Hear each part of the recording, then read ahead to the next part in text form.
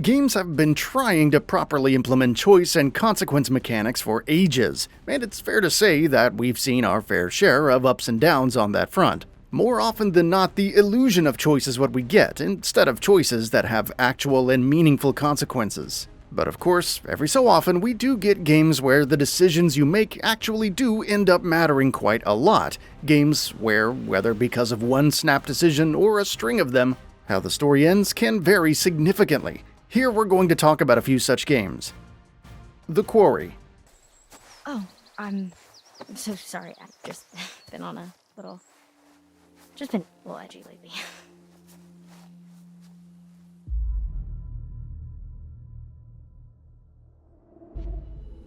Why? By now, Supermassive Games almost has this formula down to a science. The developer has made multiple interactive horror adventure games by now, and its latest, The Quarry, once again delivers an experience where your actions throughout the story have a major impact on how things end for each and every character. All of them can die, or none of them can, and it's all down to what you do. The knowledge that there will be actual consequences to your actions lends a great deal of weight to everything you do in the game. The Dark Pictures anthology, House of Ashes.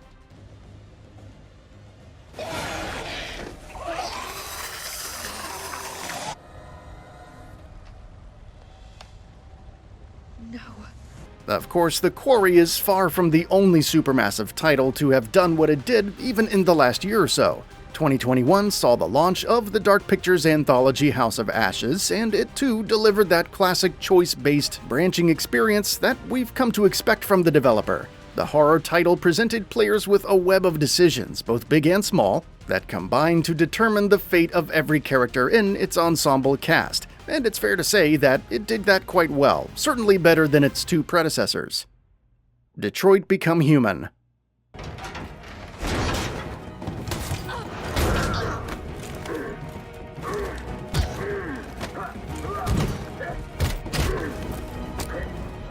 Other than the fact that it's not a horror game, Detroit Become Human's gameplay formula is, of course, very similar to the two Supermassive titles we've spoken about until now, so it's no surprise that it achieves something very similar with its interactive adventure mechanics. Detroit Become Human can end in one of multiple ways for each of its characters, and in a much more overarching sense as well. While each of its major endings can also have several other variations, all stemming from older decisions made by the player. This is obviously something that Quantic Dream is accomplished at, so it wasn't necessarily a surprise to see Detroit Become Human succeeding in this area as well. Undertale.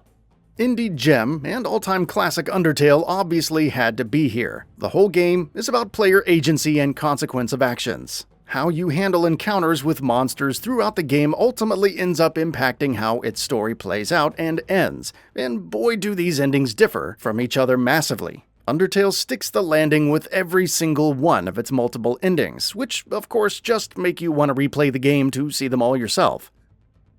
Steins Gate Elite. A game like Steins Gate Elite is essentially a poster boy for a feature such as this one. The highly acclaimed visual novel is a work of genius when it comes to giving players actual agency, and then later making the consequences of their actions emerge in unexpected ways. This is a game with multiple completely different endings and wild divergences, all of which come down to you choosing to do something at certain critical junctures throughout the story. Omori. Omori is definitely the most unique game that we've spoken about in this feature until now, but as anyone who's played it will tell you, it stands out in memory. Indie developer Omocat's implementation of player choice mechanics deserves similar praise. Omori's ending can vary wildly and in multiple ways based on the player's actions, with the fates of characters changing radically from ending to ending. These endings are excellently executed as well, really making sure that you feel the weight of your choices. The Stanley Parable Ultra Deluxe. This is it, Stanley. Your chance to redeem yourself, to put your work aside, to let her back into your life. She's been waiting. That's her, Stanley.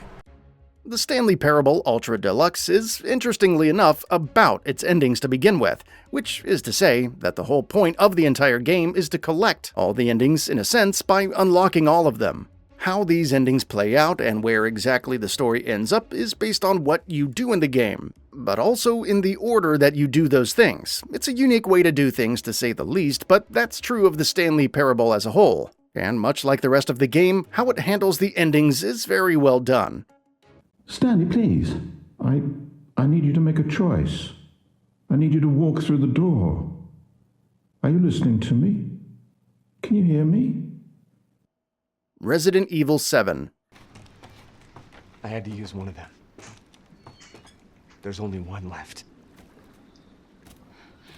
There's only one left. There can't just be one left. What the hell are we gonna do now?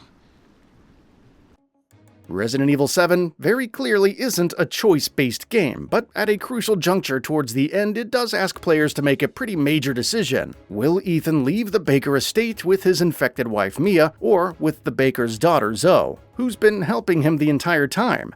Him rescuing Mia is very blatantly the canon choice, but players can pick Zoe if they choose, which has an obvious impact on the ending.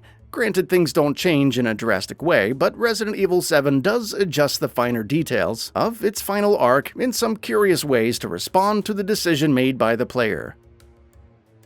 Persona 5 Royal. The way Persona 5 Royal's ending changes based on your actions is quite curious, in that you'll miss out on a whole chunk of the game if you don't do certain things throughout the game. The entire chunk of new content that Persona 5 Royal adds is set after the ending of the original Persona 5, and you can only access it if you've done certain things up until that point, which can be surprisingly easy to miss, and if you did miss them, well, hopefully you have an older save in a different slot, because you're going to need it. Fallout 4. Just take care of the Institute. Take care of its people. They're good people. Well, this one is a bit of an obvious choice, but we figured we've gotta have at least one of those, right? Fallout 4 isn't quite compelling with its choices and consequences, but even in spite of those deficiencies, it does deliver some solid choice-based moments, if a little inconsistently. Deciding whether or not you want to fight the Institute and which faction you want to side with can have far-reaching consequences on a pretty wide scale, so you certainly feel the weight of those particular decisions. That's all for now. If you enjoy what you saw, please hit the like button, and if you're new to the channel, now is a great time to subscribe. We upload brand new videos every single day. After subscribing, don't forget to enable all notifications by clicking the bell icon. Thanks for watching this video, and we'll see you next time, right here on Gaming Bolt.